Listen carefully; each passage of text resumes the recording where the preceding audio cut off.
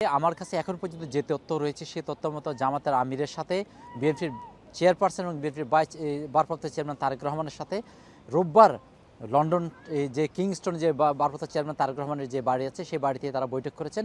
সেখানেই এই জামাতের আমির দেখা করতে গিয়েছিলেন এবং তার সাথে ছিলেন জামাতের নায়েবে আমির ডক্টর আব্দুল্লাহ মোহাম্মদ তাহের ছিলেন।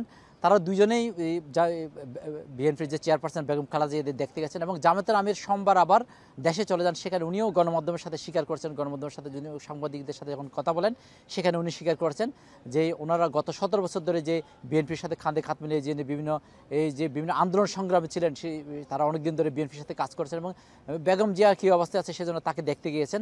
তবে আমরা এখানে লন্ডনে যে যুক্তরাজ্য বিএনপির যে নেতৃবৃন্দ তাদের সাথে আমরা কথা বলেছি এবং বিএনপি চেয়ারপারসন একজন উপদেষ্টার সাথে আমরা কথা বলেছি, যদিও তারা নাম প্রকাশে অনিচ্ছুক। তারা বলেছেন হ্যাঁ, রোববার বেগম জিয়ার সাথে তাদের বৈঠক হয়েছে, সেই বৈঠকে অনেক বিষয় আলোচনা উঠে আসে।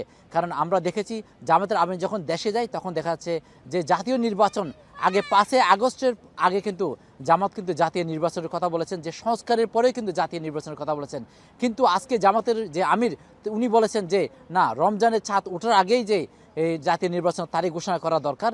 এবং এই যে জামাতের যে আমিরের যে সুর পাল্টিয়েছে জাতীয় নির্বাচনের বিষয়ে সেটা আমরা বুঝতে পারছি যে গতকাল যে রোববার যেই এই বিএনপির চেয়ারপারসন বেগম খালেদা জিয়া এবং ভারপ্রাপ্ত চেয়ারপারসন তারেক রহমানের সাথে যে বৈঠক হয়েছে সেই বৈঠকের পরে কিন্তু নানা নাটকীয়তা শুরু হয়েছে। সেই বৈঠকের পরে কিন্তু যে জামাতের আমিরের যে রাজনীতির যে সুর সেই সুর কিন্তু পাল্টিয়েছে বলে মনে করেন অনেকেই।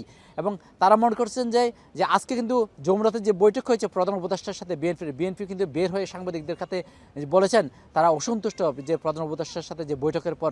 কারণ এখন কিন্তু যে রাজনীতির এখন মূলত হচ্ছে জাতীয় নির্বাচন, সেই নির্বাচনকে কেন্দ্র করে কিন্তু যে লন্ডনে বৈঠক হয়েছে বলে অনেকে মনে করেন। যে এখানের নেতৃবৃন্দ তারাও কিন্তু বলেছেন যে বৈঠকটা হয়েছে ভারপ্রাপ্ত চেয়ারপারসন তারেক রহমান এবং যে বিএনপির চেয়ারপারসন বেগম খালেদা জিয়ার সাথে, সেখানে কিন্তু একটা বিষয় উঠে এসেছে, সেই হচ্ছে জাতীয় নির্বাচন।